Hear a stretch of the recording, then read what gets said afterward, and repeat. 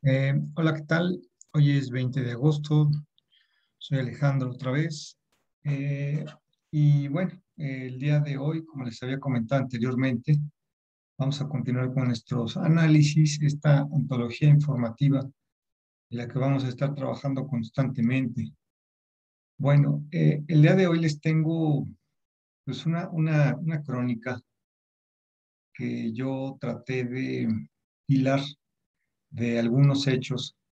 Y mi intención es que tengamos una perspectiva de lo que pasa allá afuera, y que a veces son hechos que parecen aislados y nadie los une en un relato.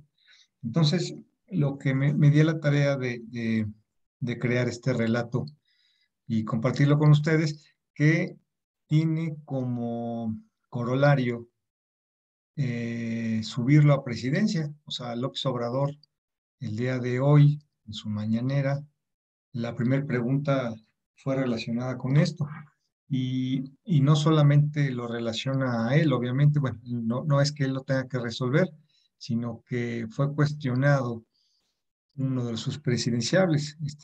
Marcelo Ebrard es uno de los que pues tiene como consecuencia este tipo de cuestiones. Entonces es importante estarlo viendo porque a final de cuentas López Obrador menciona que más bien lo que podemos observar que con este tipo de situaciones es la transformación del país. O sea, a través de este tipo de hechos es como se transforma al país. Esa fue, palabras más, palabras menos, su contestación, pero voy a dar paso al relato para que ustedes más o menos se vayan dando cuenta de qué trata. Entonces, voy a iniciar con el primer hecho que me trajo a esta controversia, y es que el agregado cultural de México en España, Jorge F. Hernández, fue cesado de un día para otro. Fue algo muy raro su cuestión de que lo corrieron de un día para otro. Entonces, el agregado cultural se quejó a través de los distintos medios de comunicación. Pero lo raro es que, miren, quien lo, quien lo cesa de su trabajo es Enrique Márquez. Obviamente, él es el encargado, ¿no? Él es el director de la diplomacia cultural de la Secretaría de Relaciones Exteriores. Ahora, F. Hernández comenta que no tuvo razón de ser por la manera en que lo hicieron y por lo que dijeron. O sea, supuestamente a él comenta que lo corren por dar un comentario en contra de la embajadora mexicana en España, Carmen Oñate. Entonces, él se queja furibundamente sobre este asunto. Pero lo curioso es que no culpa a Enrique Márquez, culpa a otra persona. Entonces, miren, yo quiero aprovechar y que veamos en 2 minutos, en un video, cómo lo dice este F. Hernández, para que nos vayamos dando cuenta de cómo se fueron dando los hechos. Entonces, voy a compartir la pantalla con todo el sonido para que entremos al video. Este es Jorge Fernández, es una entrevista que le hicieron. Entonces, es el agregado cultural, ¿no? Entonces, corre el video, son 2 minutos.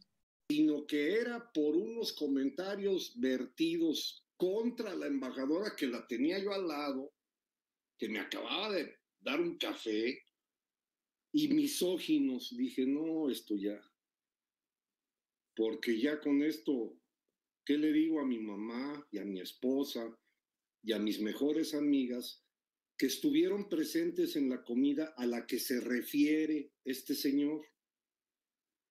Yo le informé de esa comida. Es mi vida privada y sin embargo le informé que había ido a esa comida hace un mes en la Ciudad de México y de ninguna manera se hizo ningún comentario ofensivo, agresivo contra la embajadora. Ahora bien,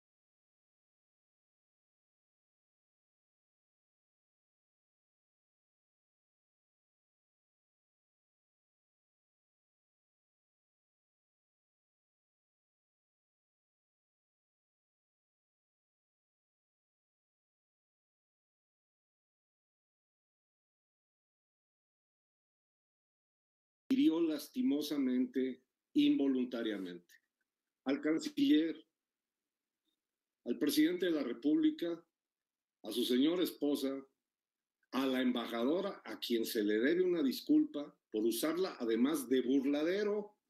En términos taurinos, eso es misoginia. La agarró sin consultar y se la puso delante como para decir, debido a que tú la insultaste, tú quedas cesado. Bueno, hasta ahí la voy a dejar tantito, voy a dejar de compartir.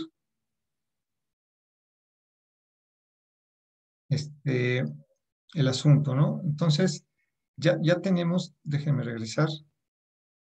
Stop share. Ok. Ya tenemos ahí entonces la declaración de lo que les comento, de que se siente eh, eh, que le hicieron un daño, ¿no? Por la forma en que lo cesaron, ¿sí? Y que lo hizo en una comida y que lo hizo en un espacio privado, pero que se supone que su comentario había herido a otras personas, pero eso en relación como que no es claro por qué lo corrió este, su director, el director de la diplomacia, Enrique Márquez.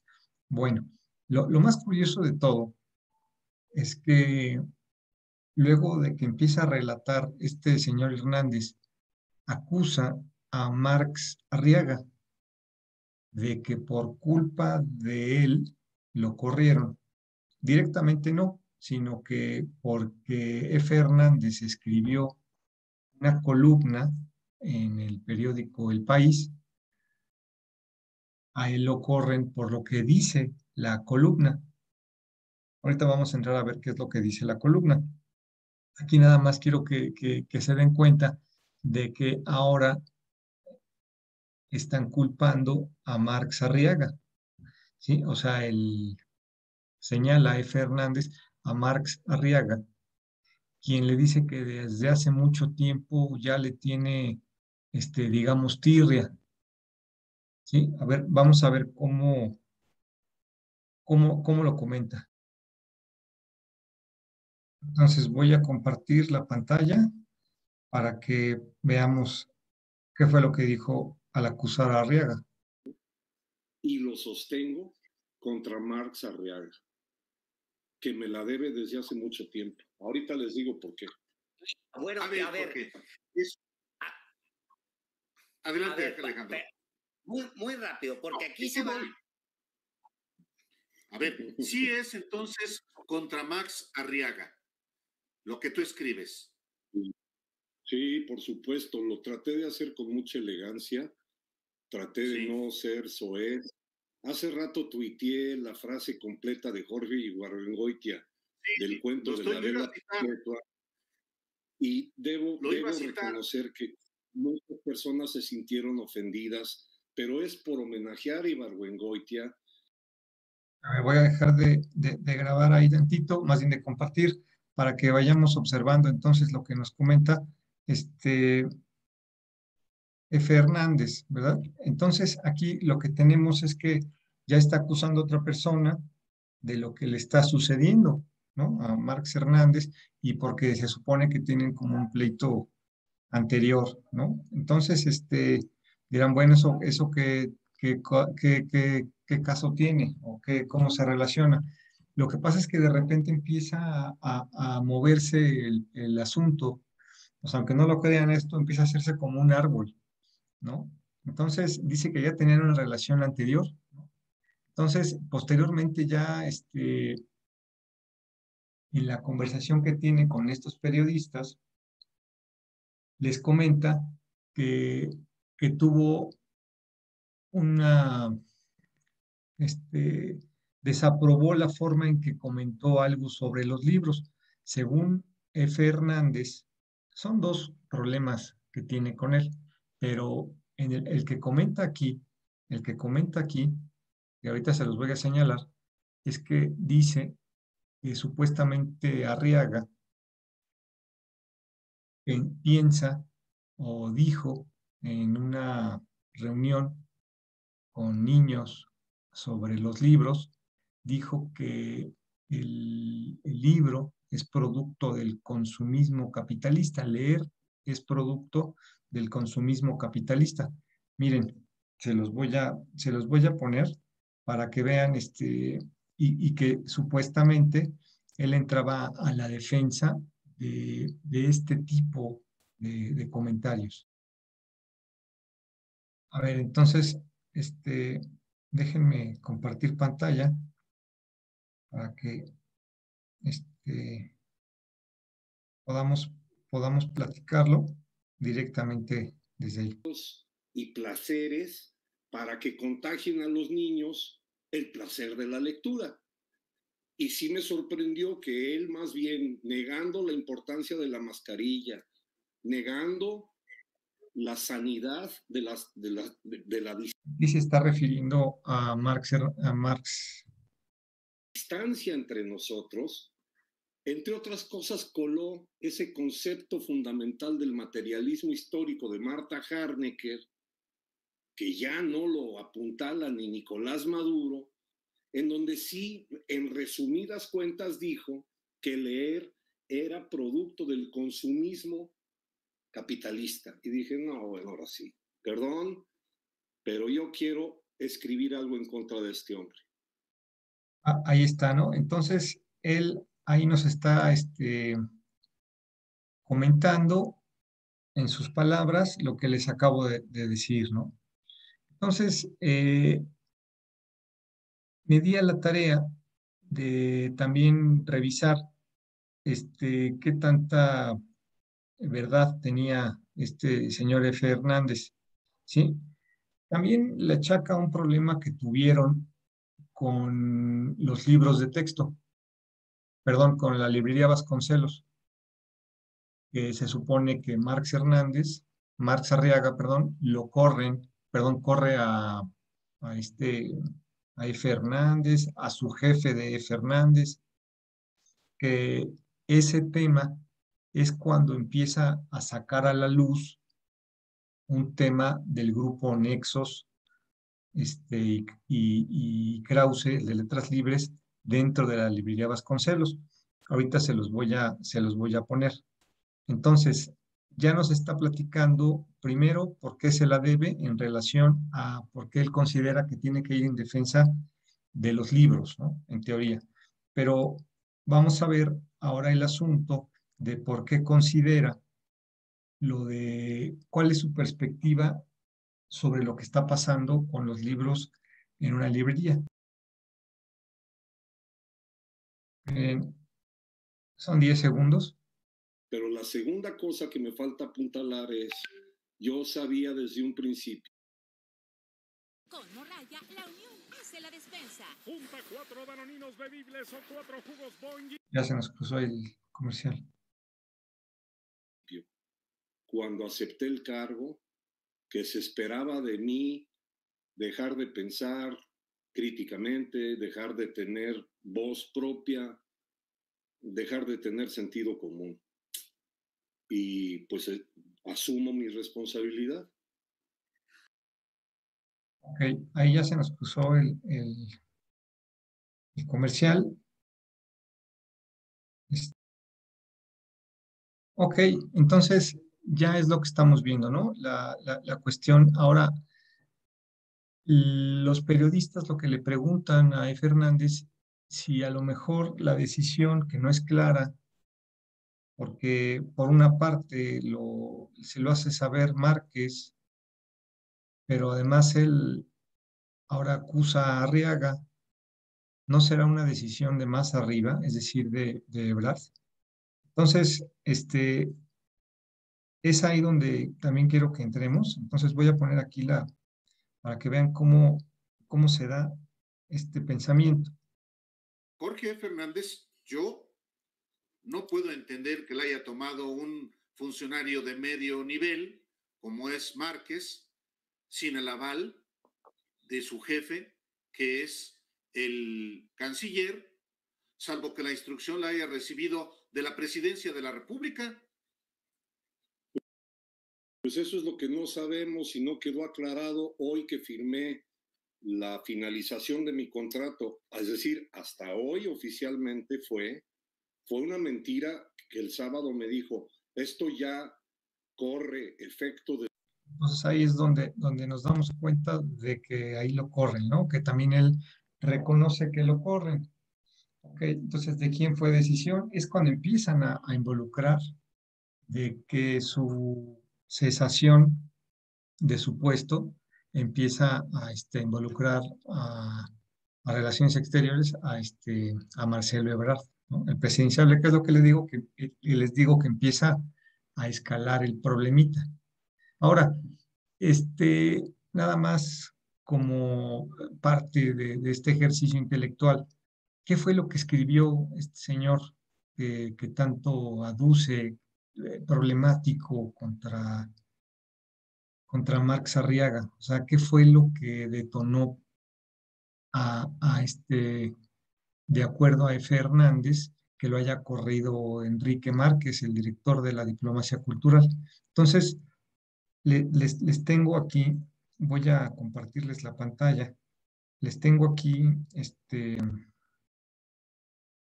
miren, acá, es su columna, él escribe en El Milenio y en El País. Nada más que lo busqué en El País y ya no estaba el documento como tal. La primera vez que lo encontré, lo había encontrado en El País. Pero entonces, aquí lo que puedo observar yo es que él escribe para la oposición. O sea, para ser honestos, este señor escribe en los periódicos de la oposición, de López Obrador. Eso es lo que yo entiendo, ¿eh? No estoy diciendo que sea una realidad, ya iremos viendo por qué. Entonces, aquí está su nombre, su foto, y miren, aquí subrayé lo que fue la parte delicada, porque él decía que le escribía una grosería a Marx Arriaga y que fue por ello que lo corrieron.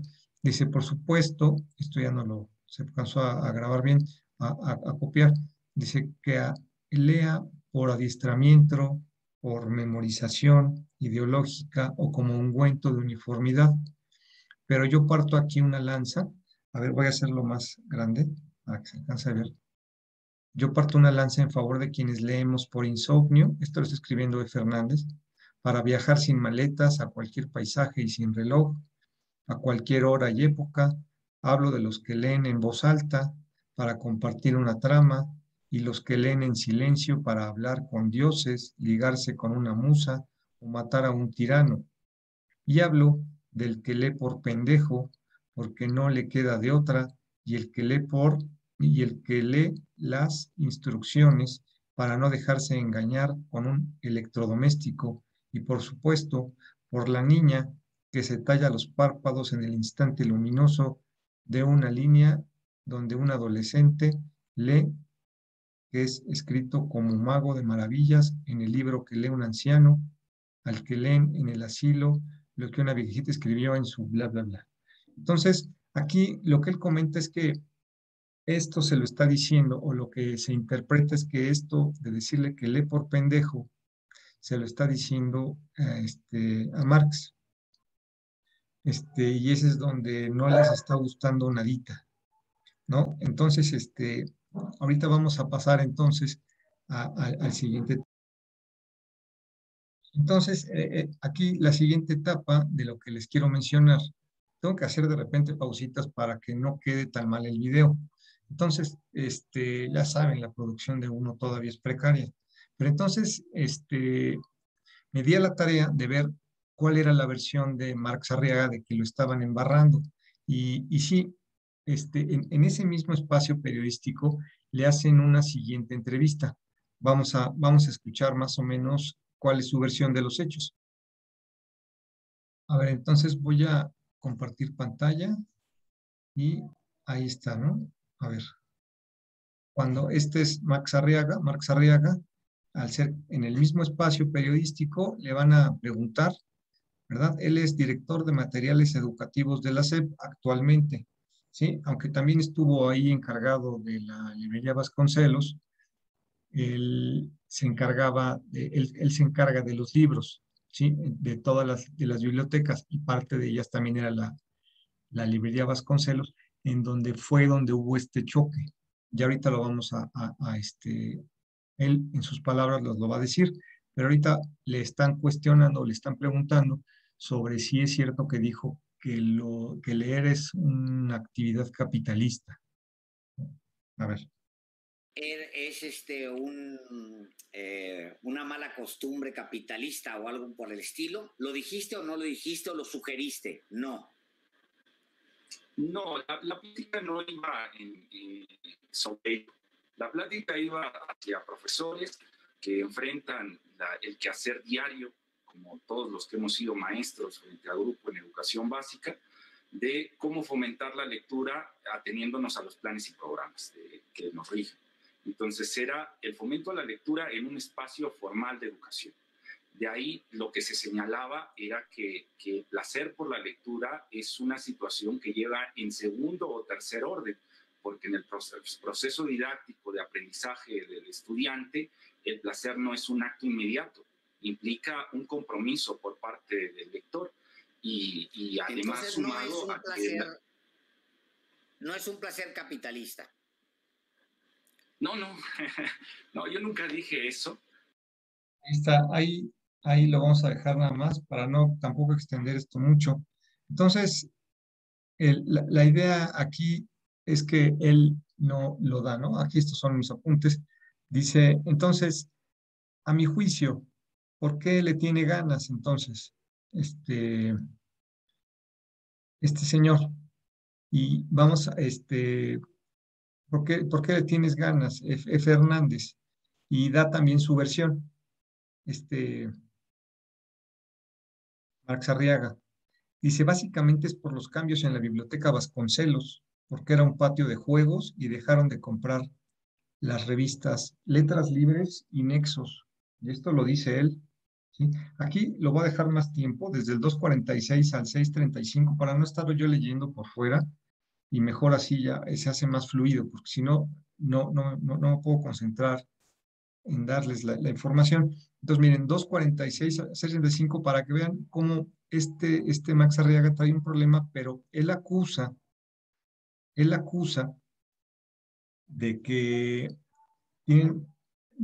de que la biblioteca Vasconcelos o su director, ahorita vamos a ver, les compraba a todo este grupo de intelectuales orgánicos, como los denomina López Obrador en sus mañaneras, y Max Arriaga lo desintegra, les da, le toca desintegrar esa parte. Entonces vamos a ver cómo lo dice. Vamos a ver su versión, a ver qué comenta. Ya lo arreglé, son 4 minutitos. Muchas cosas, ¿no? Se ha dicho mucha mentira. En primer lugar, yo no despedí a Daniel Goldin, él renunció. Goldin al que se refiere, era el director de la Biblioteca Vasconcelos. Después de evaluar el plan de trabajo que teníamos, él buscaba mantener a sus trabajadores artículo 3000, personal por honorarios. Él tenía una nómina de cerca de 15 millones de pesos anuales y pues no se sostenía. Teníamos como presupuesto en ese año, en el 2020, tan solo 10 millones para toda la red nacional de bibliotecas públicas, para 7.464 espacios. Y solo para la Vasconcelos absorbía 15 millones, así que le solicité en aquel momento en el plan de trabajo que había que tener conciencia de la situación en la que nos encontrábamos, que había que apoyar a las bibliotecas más alejadas, a las más abandonadas, y que por eso había que reducir el personal de confianza, bajarlo. No le gustó el plan de trabajo y entonces él decidió renunciar junto con una parte de su equipo. Entonces, al parecer, parte del equipo habrá estado F. Hernández, ¿no? Entonces vamos a dejar hasta el 6:35, nomás quiero estar aquí para que no se me vaya. Entonces, esa es la primera mentira. Yo no despedí a Daniel Goldin. Él renunció y fue por una cuestión del plan de trabajo que se tenía. Recuerdo en la última charla con él las diferencias en cuestiones de que él abogaba porque él prefería, y cito casi textualmente, que él prefería tener una biblioteca digna a 7.464 mediocres. Y era una postura completamente contraria a lo que estábamos impulsando, que era recuperar los espacios bibliotecarios en todo el país sin importar el municipio donde fuera. Por eso iniciamos toda una campaña de enviar libros a aquello y pues sí entiendo que se las debo a todos los directores de la revista Nexos y de la revista Letras Libres, porque esos 10 millones que teníamos para la red nacional se iban en la adquisición de 8,000 revistas Letras Libres y 8,000 revistas Nexos que se iban mes con mes y que absorbían la mayor parte del presupuesto. Así que sí. Entonces, 10 millones de pesos se iban muchos en las revistas de Nexos y Letras Libres, y también escribe F. Hernández en Letras Libres, ¿no? Sí entiendo que el cambio de esa política pues generó indignación en ciertos sectores, pero bueno, era lo necesario. Necesitábamos recuperar los espacios de bibliotecas. Esa es la primera mentira. La segunda mentira es la sobrevaloración de una columna, ¿no? ¿Cuánto se ha dicho desde aquel 2019 hacia acá en contra de las decisiones que se tomaron en bibliotecas o ahora en Dirección General de Materiales Educativos? De aquí ya no voy a tocar más el tema de que se cree o no, si valió el periodicazo que les comenté, si decía que era importante para él. Dice que no, Max Arriaga dice que no, para él no fue importante eso. Aquí lo importante para él fue esto, ¿no? El dejar de comprar estas revistas, ¿no? Ahora, junto con estas consultas que le estuvieron haciendo, o estas preguntas que le estuvieron haciendo los periodistas, salieron más cosas a relucir, y las traje por pedacitos para que también no se haga tan pesada la charla. Entonces voy a empezar a ponerla para que lo vayamos checando. 11:34.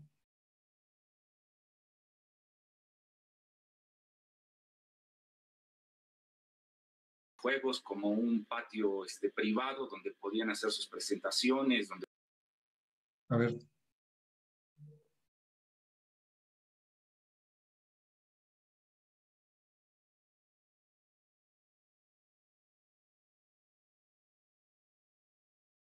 Entonces, ¿qué es lo que nos dice? A ver. Como un salón de juegos, como un patio privado donde podían hacer sus presentaciones, donde podían hacer sus cosas, una caja chica para poder sacar recursos para sus proyectos, etcétera, y que eso se había acabado. Después, cuando se enteran que ya no va a haber contratos para revistas, Nexos y Letras Libres, viene otra oleada de ataques. Y ahora que estamos con un encargo en particular, que es la reforma a los libros de texto, lo cual implica el mercado del libro cerca de 3,000 millones de pesos al año, pues ya saben, se vuelve un sujeto incómodo que hay que tumbar a como se pueda, ¿no?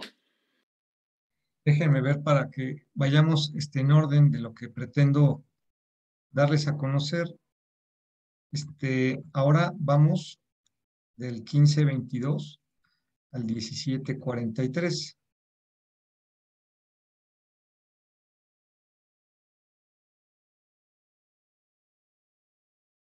La razón por la que dices tú, pues la usaban como su patio de juegos.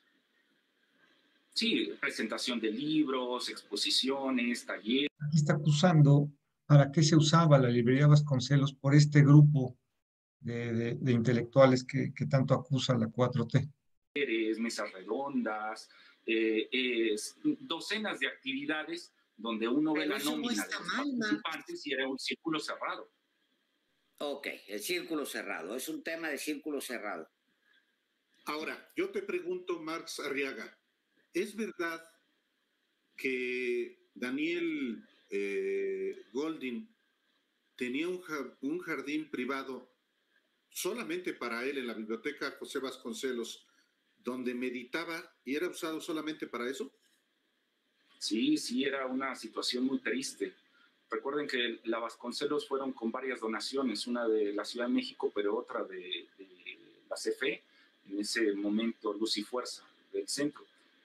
Donan unas instalaciones, una termoeléctrica con un estilo Art Nouveau muy peculiar, y que está al fondo de la Vasconcelos, donde hacen ahí un jardín botánico que no lo puede ver la población, o sea, porque sabían muy bien que al ser una infraestructura hecha para una termoeléctrica, iba a ser muy difícil adaptarla para que la ciudadanía pudiera asistir de manera segura a ella. Entonces se invierten millones de pesos en ese jardín, reconociendo que nunca se iba a poder dar el servicio al público, y así solo el director general, en este caso Daniel Goldin, era el que podía disfrutar de ese jardín, donde tenía ahí a funcionarios públicos haciendo el aseo y el trabajo de ese jardín privado. Yo recuerdo una de las veces cuando fui a conocer la Vasconcelos en el periodo de transición, él se sentía muy orgulloso y me dijo, te voy a enseñar el secreto mejor guardado de la Vasconcelos, y me llevó ahí de una manera privada por un camino medio oculto hasta llegar a ese lugar bucólico. Él decía que le encantaba ir ahí porque ahí se inspiraba. Decía, vaya cosa. Decía, ahí se inspiraba el servidor público Daniel Goldin. Sí, sí. Ahí tenemos, ¿no? Entonces, ahí está acusando de lo que se utilizaba esa biblioteca, ¿no? Y aquí les tengo un poquito más, son 2 minutos, para que nos vayamos dando cuenta de todo lo que va arrojando esta información. O sea, no es solamente, o sea, una declaración, lo que resultó ser y qué hay detrás de este problemilla. Y eso es lo interesante de las investigaciones, ¿no? Que nos vamos dando cuenta de cosas que no conocíamos. Entonces voy a poner esta otra parte que les incluí.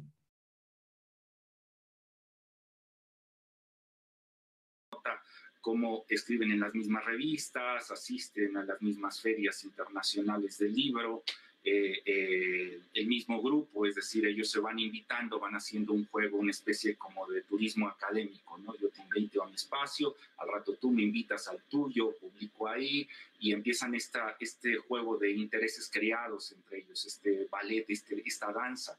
Y eso era gravísimo, ¿no? Por eso desde el primer momento en que llegamos hay que recuperar los espacios de biblioteca. Aquí acusa que estuvieron utilizando la Vasconcelos solamente para las presentaciones de los libros de ellos, ¿no? Del grupo de Krause, del grupo de Nexos, Letras Libres, etcétera, ¿no? Y de ahí que diseñamos una política de ir a las bibliotecas municipales, visitarlas, reconocer cuáles eran sus necesidades y empezar a mandar libros.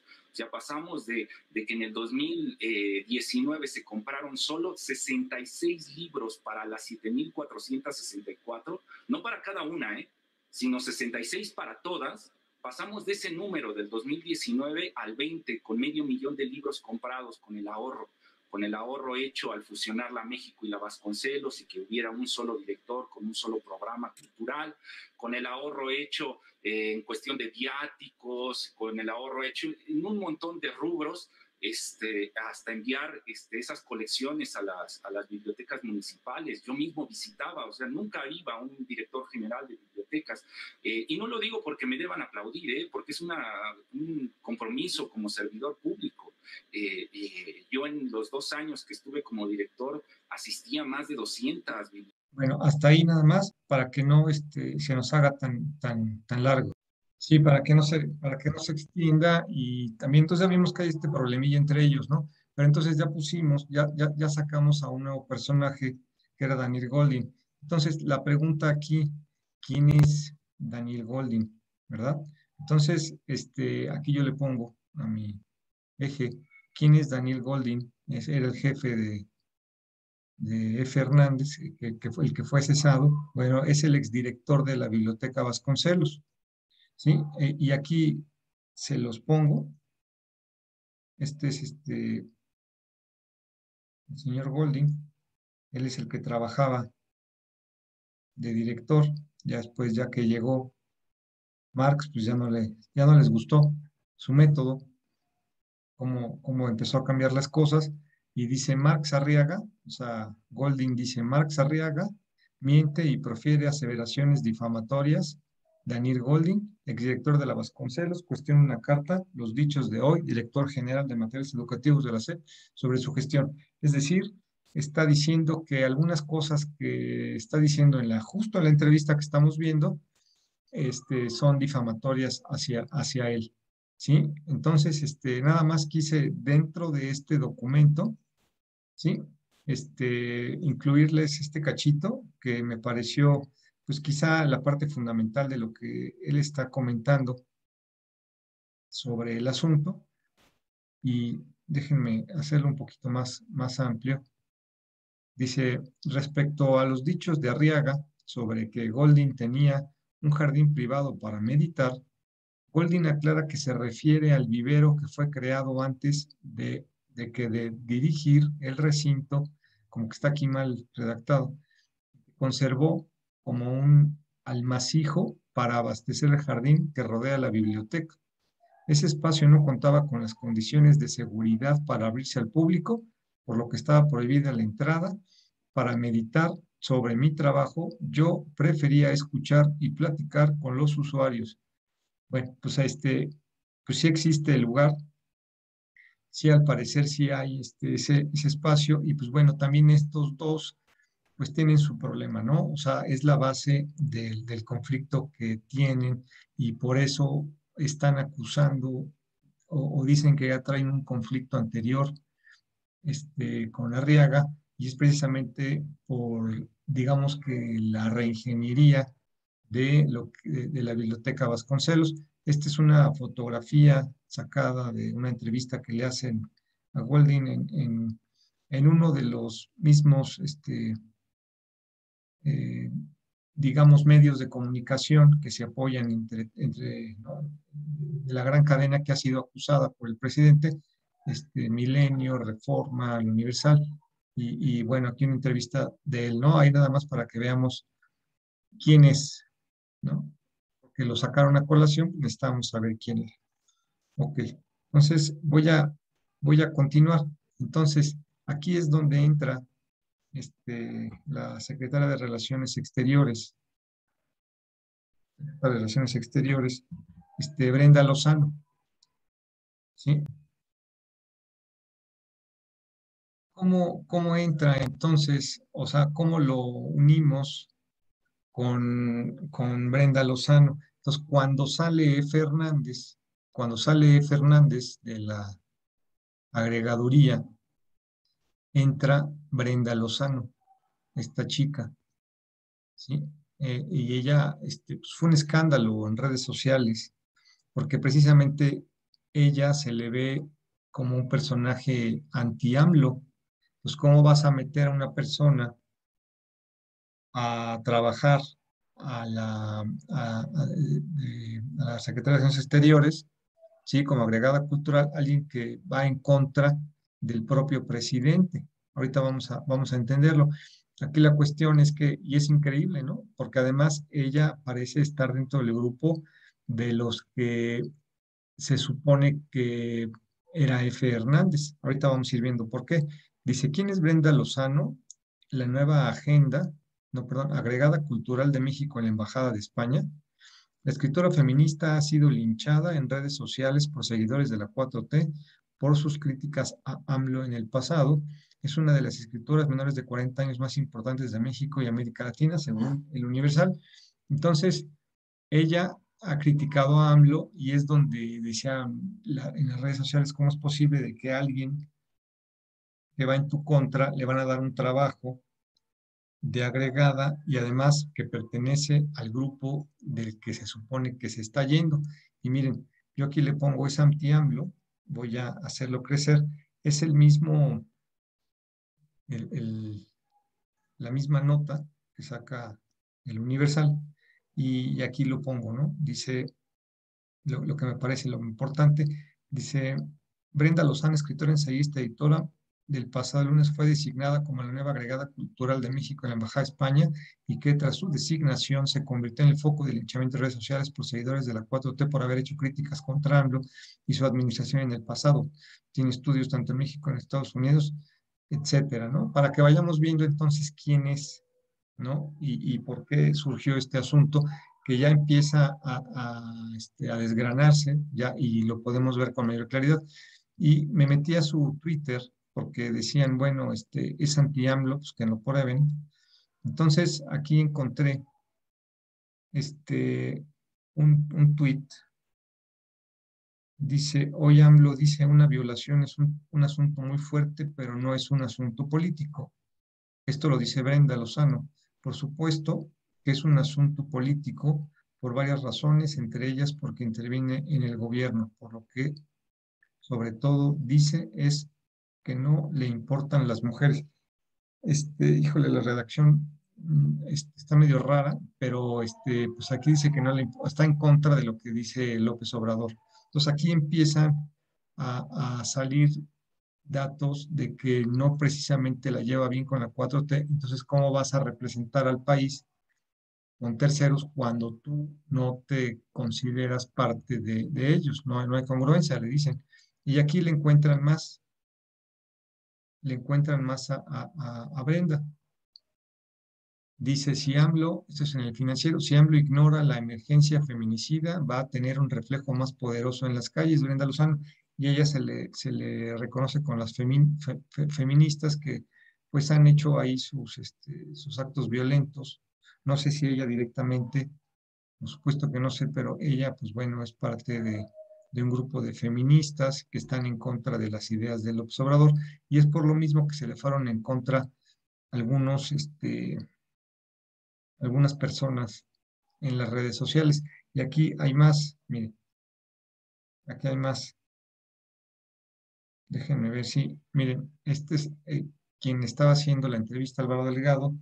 Dice, dinos, en tu nueva encomienda, ¿seguirás guaseando sobre el peje de Tabasco o inventándole diálogos irónicos para burlarte de él?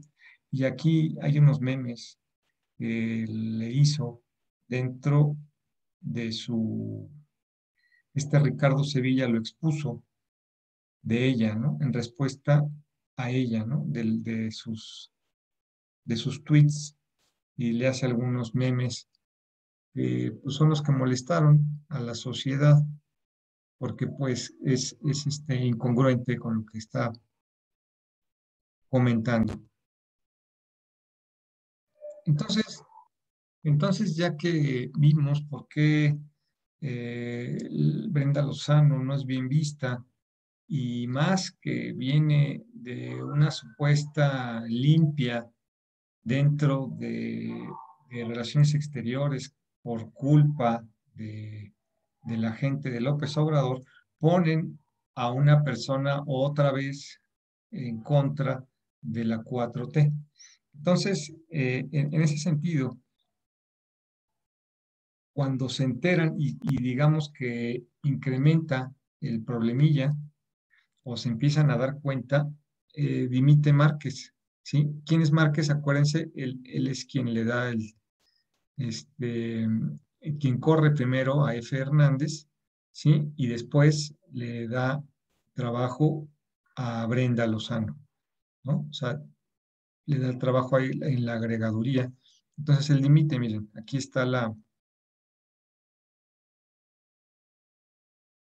noticia, la nota, dice, a ver, lo voy a hacer más grande, dice, Márquez defiende a Lozano, dice que le atacan intereses de facción, y este es Márquez quien en un principio corrió a F. Hernández y después impone a Brenda Lozano, que muchos analistas se molestan de que de por sí es muy complicado entrar a trabajar ahí, y que el que alguien entre de esa forma viola todos sus modelos de agregadurías, de cómo entrar a trabajar en el servicio exterior mexicano, que dicen que siempre ha tenido muy buen nivel. ¿Qué más? Ahora, dentro del documento de Márquez, dice, se me fue aquí el mouse. Márquez señala que hay una guerra en redes sociales que ha activado Pedro Salmerón, director del Museo Regional de Guadalajara, quien ha cuestionado severamente la designación de Lozano, a quien calificó de integrante de las mafias de escritores. Fíjense, entonces ahora, si F. Hernández metió a Marx Arriaga, ahora Márquez mete a, a Pedro Salmerón, o sea, como si hubiera este grupo de un grupo contra el otro grupo, ¿no? De Pedro Salmerón ahora lo meten, y eso es lo que, fíjense cómo se va haciendo esto, pues como una caja china, ¿no? Hay un problema y luego heredan otro, y luego heredan a otro. Entonces, pues, ¿por qué meten a Salmerón? ¿Qué tiene que ver? Yo aquí le pongo embarran a Salmerón, embarran a Pedro Salmerón. Entonces, hay una entrevista que hace el astillero, que me gustaría ver este cachito con ustedes para que veamos cómo reacciona Salmerón al respecto. Entonces vamos a ver qué fue lo que dijo Salmerón al respecto, ¿no? O sea, lo mete y vamos a ver qué es lo que él comenta. Pedro, muy tempranito. Bueno, tú empiezas temprano a Sí, yo tuitear empiezo temprano el día y lo termino también temprano. Ándale. Pues hoy a las 8 de la mañana con 2 minutos, Enrique Márquez puso un señalamiento, un texto en el cual pues te señala como una especie de instigador de una guerra sucia contra el nombramiento de Brenda Lozano, lo cual habría sido parte de lo que causó la renuncia del propio Enrique Márquez, quien sigue siendo servidor público, porque él dijo que dejaría el cargo el 1 de septiembre. Y él habla de que hay una lucha de facciones en todo esto. ¿Qué respondes, Pedro, aparte de lo que ya dijiste en las propias redes sociales? No, ya le contesté puntualmente en las redes sociales con absoluta claridad. Pues me parece que político salinista, muy mediocre historiador con solo 2 libros y una antología, hasta donde yo sé, y un poeta, bueno, mi opinión como poeta de él me la reservo, trata de quitarse la enorme torpeza que cometió y las enormes tonterías que está diciendo, culpando a otros y achacando una lucha de facciones, como yo lo digo con absoluta claridad y como se puede comprobar, cualquiera lo puede comprobar, cuando yo me sumé, porque eso hice, a la indignación generalizada por la muy torpe designación que hace Enrique Márquez de Brenda Lozano como agregada cultural de la Embajada de México en España, cuando me sumo a la indignación llevaba horas en redes sociales y quien había hecho la recopilación más interesante, más ilustrativa de los memes, las burlas, las obscenidades de Brenda Lozano contra el actual gobierno, contra el presidente de la República, incluso contra su esposa, la doctora Beatriz Gutiérrez, había sido horas antes de que yo publicara mi primer tweet, Ricardo Sevilla, director de investigaciones especiales de Regeneración. Hasta ahí nada más. Entonces ahí tenemos que se empieza también, Pedro Salmerón comenta, ¿no? Pues, si el que más habla de todo es Ricardo Sevilla, ahora, o sea, esto es un andar por todos lados, de que dicen, bueno, ¿quién fue el culpable? ¿Por qué me metes a mí? Y ahora es Ricardo Sevilla quien se supone que es el que lo estuvo cuestionando a los distintos actores, ¿no? Por el ingreso. Pero ojo que dimite, ¿verdad? Dimite Márquez por el asunto de Lozano, o sea, le cuesta el trabajo que, como dice el astillero, todavía le quedan 10 días, pero bueno, ese es lo que le va a costar ahora sí que su puesto, ¿verdad? Entonces, aquí en este sentido, pero ¿qué opina él entonces sobre Brenda Lozano? O sea, ok, no es él, ¿no? Pero entonces, ¿qué opina sobre Brenda Lozano? Por aquí lo puse 1336, déjenme ir al numerito para que lo podamos escuchar desde las propias fuentes. A ver.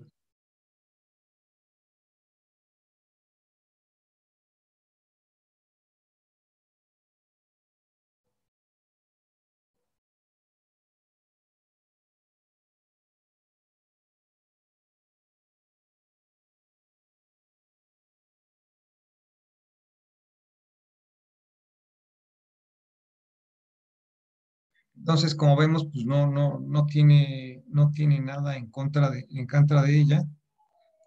Al contrario, pues él dice nada más que, eso sí, ¿no? Que dimita también como él, porque pues obviamente fue una designación que le cuesta al director, a Márquez. Entonces, pues también debería dimitir en teoría, de acuerdo a Salmerón, este, por dignidad, digamos, ¿no? Aunque sigue ella en su puesto, porque él estaba en funciones. Cuando la nombra, habrá que esperar a ver si posteriormente continúa o no. Ese es un buen tema. Exacto. Eh, pero entonces vamos a la parte importante, ¿no? Bueno, después de todo esto, como les comenté yo, pues escala al presidente, ¿no? Porque pues es Ebrard el que tiene que dar la cara, ¿no? Y además es un presidenciable. Entonces, ¿qué sucede? Pues que lo escalan al presidente y, y lo ve de esta forma. Vamos a revisarlo. Una periodista le hace la pregunta en la mañanera de hoy 20, a Andrés Manuel, y él tiene que abordarlo, ¿no? Entonces, son 6 minutos para la primera respuesta, para que no se haga tan largo y veamos cómo se dieron los hechos. Soemí Ramírez. Buenos días, presidente. Buenos días a todos. Presidente, el nombramiento de Brenda Lozano como agregada cultural en la Embajada de México en España generó gran controversia en las redes sociales. Había quienes preguntaban por qué el secretario Marcelo Ebrard había hecho este nombramiento, siendo ella opositora a su administración, y cómo es que ella había aceptado el cargo. Sus seguidores, presidente, pedían congruencia. Y bueno, esto llevó o puso en la mira lo que ocurre con la diplomacia mexicana. Hay 150 embajadores y cónsules que perciben salarios. Este es un segundo tema, ¿no? O sea, porque ella, en teoría, está ganando 160,000 pesos lo que están cobrando ellos. Y eso también, al darlo a conocer, pues hubo cierta indignación, y aquí es donde también la periodista aprovecha y se lo pregunta al presidente. De 150,000 hasta 300,000 pesos mensuales, y a esto se le suman bonos, seguros de gastos médicos, pago de colegiaturas. Y obviamente es más alto que lo que gana el presidente, ¿no? Renta de casas y departamentos de lujo. ¿No significa esto un despilfarro para el erario en una cuarta transformación que ha impuesto la austeridad en su gobierno, presidente? Bueno, aquí vamos a dar la respuesta, 5 minutos, y luego pasamos a otra parte para que no veamos todo, ¿no? Creo que es donde veamos ahí la congruencia de lo que quiso responder el presidente, le vamos a ir deteniendo. En lo que corresponde al servicio exterior, hay leyes que establecen estos sueldos, estas prestaciones, y se debe de tomar en consideración que hay países donde el costo de la vida es alto y por eso esta situación especial para los diplomáticos. Entonces, aquí lo que argumenta López Obrador es que ganan mucho porque están en lugares en donde es muy caro vivir y que a veces si les pagan determinada cantidad no les alcanzaría y que esas cantidades lo tienen por ley, ¿sí? Entonces viven en lugares especiales y tienen que cobrar de esas cantidades por lo mismo o vivir de esa forma. De nuestro país. Están haciendo un buen trabajo en todo el mundo. Hay este tipo de polémicas y discrepancias, pues que tienen que ver más que nada con los saldos, los remanentes. Esta ya es la segunda pregunta de qué es lo que le parece, por qué tiene que haber una Brenda Lozano, alguien que es anti-4T, en su gabinete. Y él está comentando, ¿no? O sea, pues esa es parte de lo que veníamos arrastrando, ¿no? Ahí va. De la anterior política, del viejo régimen. No se puede de la noche a la mañana llevar a cabo una transformación que lo incluya todo. Ya hemos hablado mucho tiempo. Eso es algo que yo pongo aquí en mi anotación. Yo le pongo, no se puede transformar de la noche a la mañana todo, es lo que acaba de decir. ¿Sí? Entonces, eso es importante. El porfiriato se impuso durante 34 años. La política neoliberal o neoporfirista duró 36 años. Entonces, llevamos 2 años, 9 meses con una política distinta. Vamos a seguir cambiando, sobre todo creando conciencia. Considero que se ha avanzado bastante, pero tenemos que enfrentar todavía a los grupos de intereses creados en todos los ámbitos. Es decir, él comenta que no solamente en relaciones exteriores hay este tipo de grupos, hay en otros lugares también. De la vida pública. No solo son los traficantes de influencia, no solo son los medios de información que medraban al amparo del poder público, también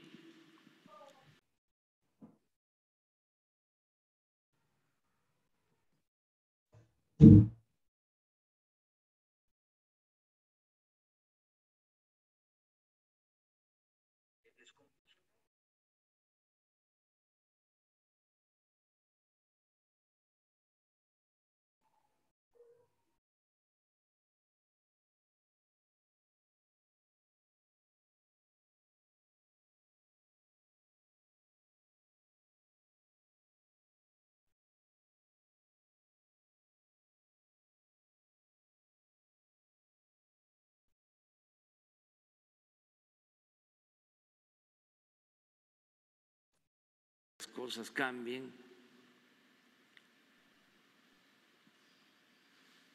Es mediante la transformación que se está llevando a cabo, que es muy importante.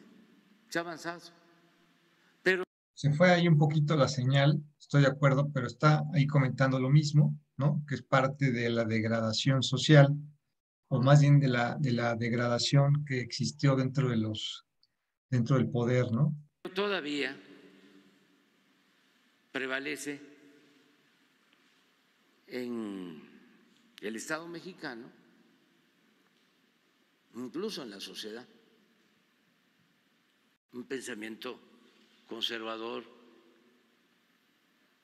clasista, racista.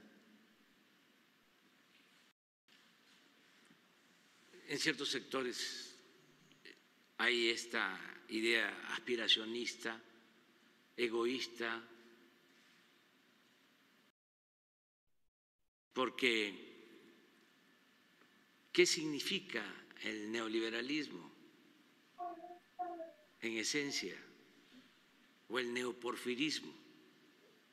Ok, entonces ahí está comentando, ¿no? Su primera respuesta, lo que yo puedo extraer básicamente es, no se puede transformar de la noche a la mañana todo, pero para que esto se transforme se requiere polémica o debate, ¿sí? La confrontación política, ¿sí? Es decir, él en nuestra primera parte nos comenta precisamente que esto está enquistado en todas las partes, no nada más en una sola parte de la administración pública. Hay más lugares y que se tiene que estar cambiando. Pero entonces, la pregunta que él mismo se resuelve es cómo se logra este cambio, esta manera de sacarse a estos grupos, y nos lo responde aquí en el 1.21 para no irnos a todo,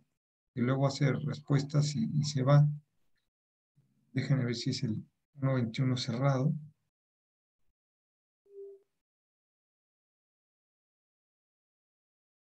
Sí existen.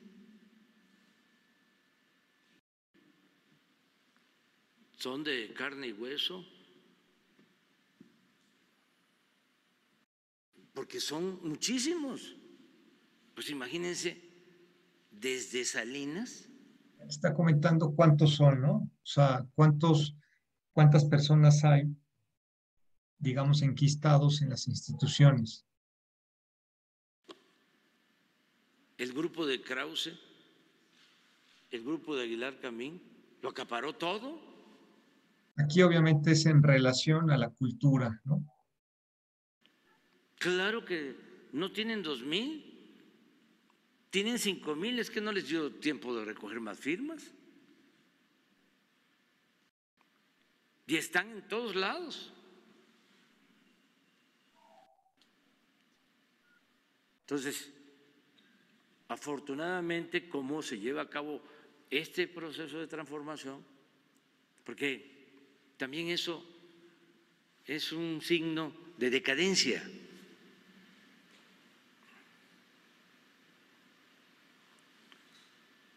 Cada vez que hay una transformación, surgen nuevos escritores, artistas, pintores. Bueno, después de la Revolución Mexicana, los grandes muralistas. Bueno, va a ser así, pero para que surja, nazca lo nuevo, se requiere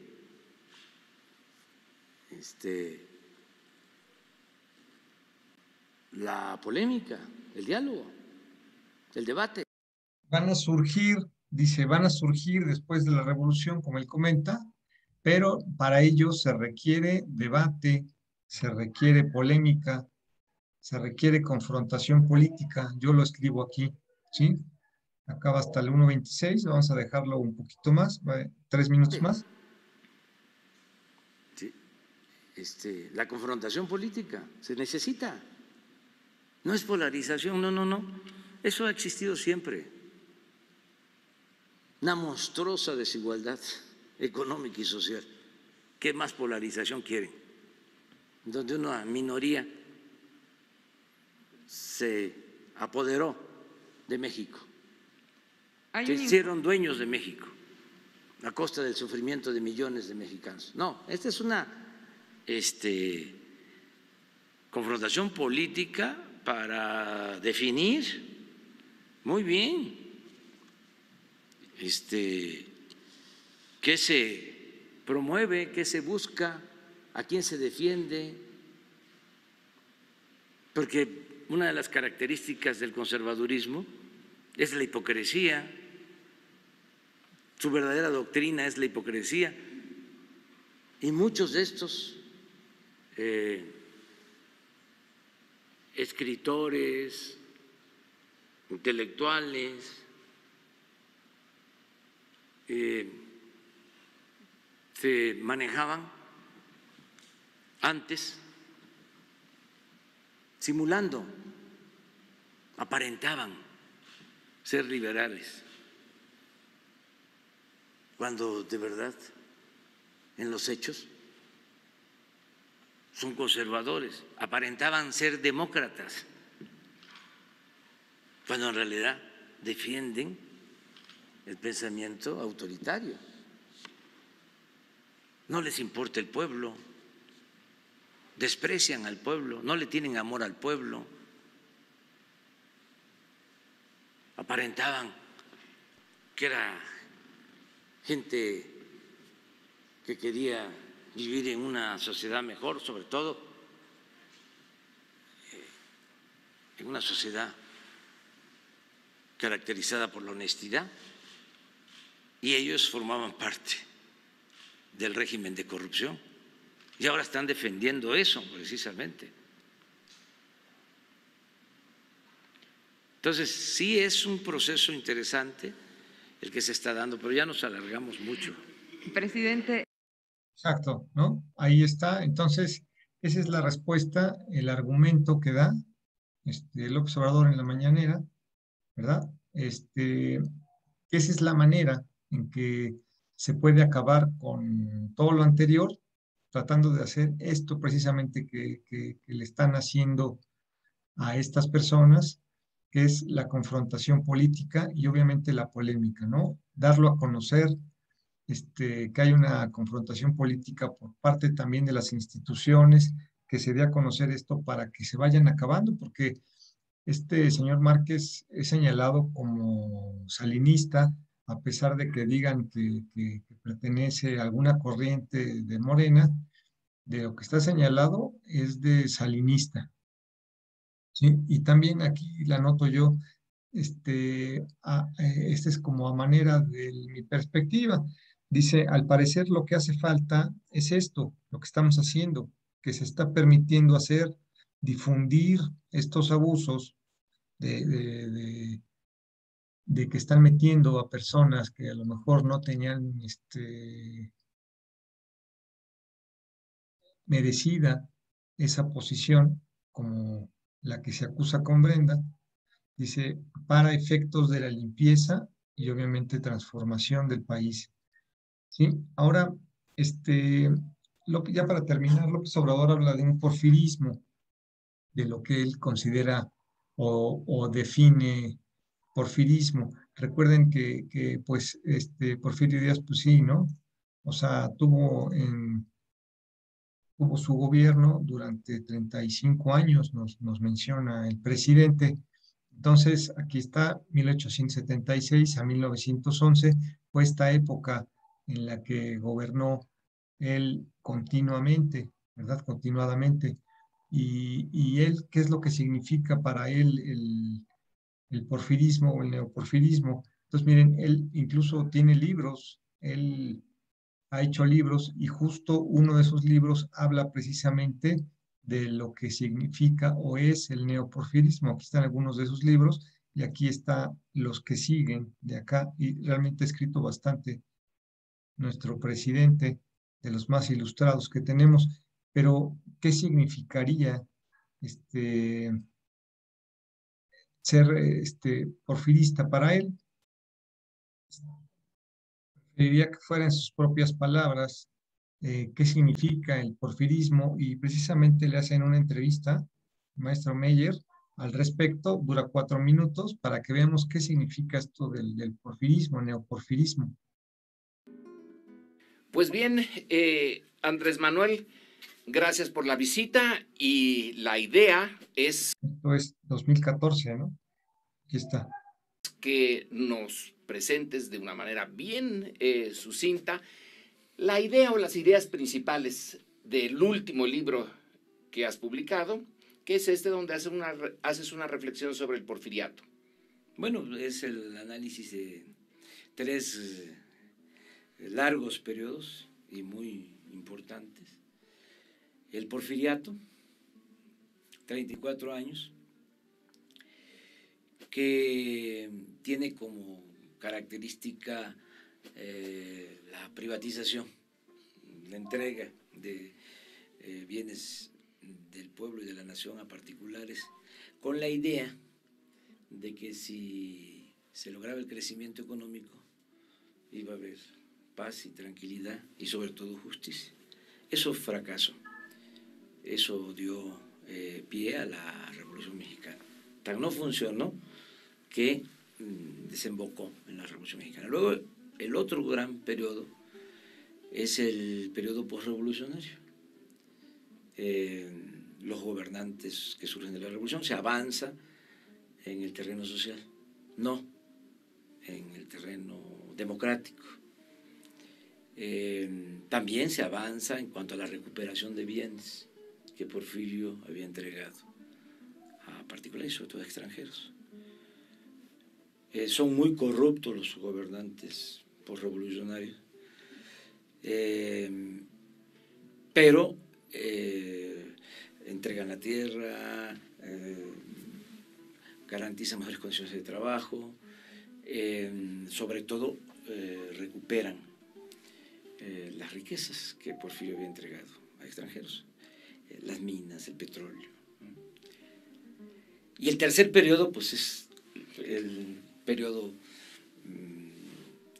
neoliberal, que yo le llamo neoporfirismo, porque es el regreso al primer periodo.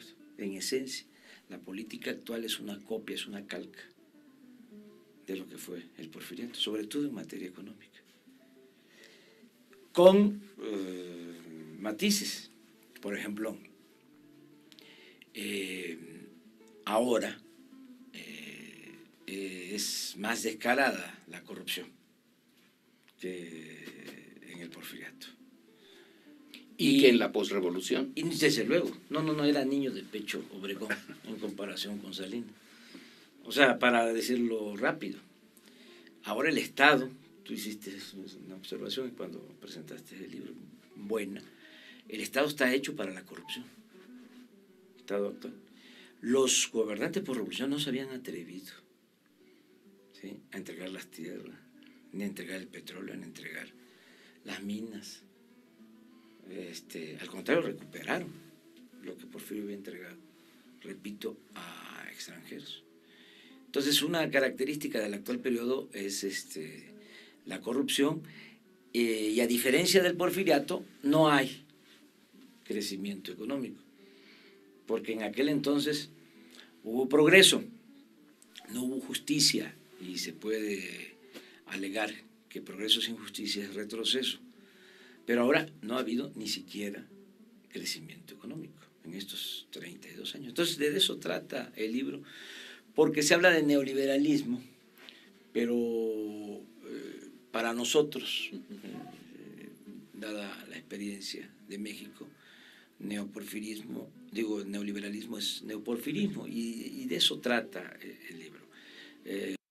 Ahí está, ¿no? La idea es que se tenga una idea un poquito más clara de lo que es el neoporfirismo para el presidente. Bueno, hasta ahí vamos a dejar el estudio de hoy, la clase de hoy. Espero que les haya gustado. La verdad es que creo que estuvo bastante completo, cómo la situación que se ve en un problema va escalando y además después nos aclara cuáles son las formas en que México puede mejorar su rehabilitación después de los problemas que ha tenido durante tantos años. Y esperemos estar pendientes, vamos a estar pendientes de ver qué hace la Secretaría de Relaciones Exteriores en relación a estos temas, y los estaremos tratando de dar en este tipo de diálogos ¿sí? Para que ustedes también tengan una perspectiva un poquito más amplia de lo que está pasando. No olviden darle like, suscribirse y comentar si se puede, respetuosamente. Cuídense mucho. Muchas gracias.